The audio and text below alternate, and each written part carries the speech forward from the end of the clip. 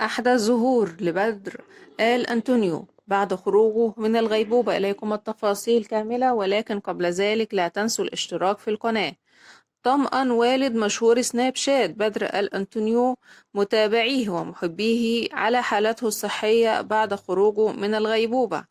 وظهر بدر آل أنطونيو ووالده في مقطع فيديو حيث طمأن والده متابعيه على حالته الصحية، مؤكدا أنه سيظهر قريبا لمتابعيه لنشر محتوياته المعتاد عليها، فيما ظهر بدر بحالة صحية جيدة. ولاقى المقطع تفاعلا واسعا من قبل نشطاء مواقع التواصل الاجتماعي، وانهالت التعليقات متمنين لبدر الشفاء العاجل. وإلى هنا نكون وصلنا إلى نهاية خبرنا. دمتم في رعاية الله وأمنه، والسلام عليكم ورحمة الله وبركاته.